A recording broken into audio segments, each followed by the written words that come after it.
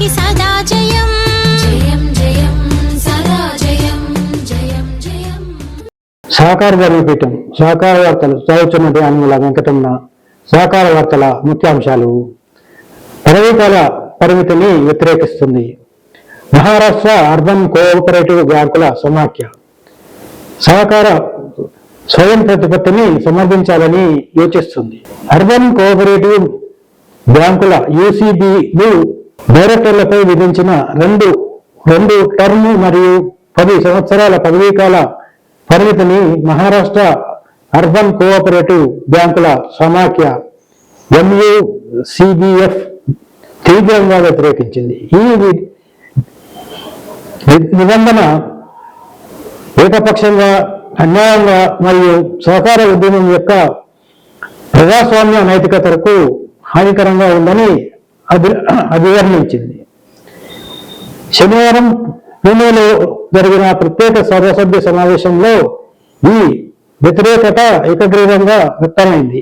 ఈ నిర్ణయాన్ని అన్ని సభ్య బ్యాంకులకు వారి బోర్డు సమావేశాలలో స్వీకరించడానికి పంపాలని ఒక తీర్మానం ఆమోదించబడింది.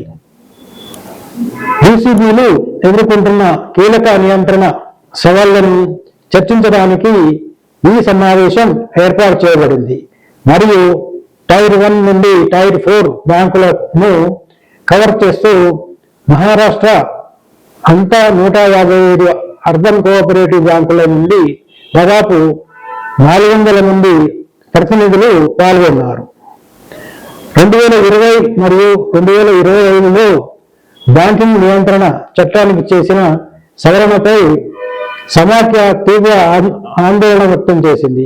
ఇది అర్బన్ కోఆపరేటివ్ బ్యాంకులపై Reserve Bank of India RBI యొక్క ప్రత్యక్ష నియంత్రణ పర్యవేక్షణను విస్తరించింది.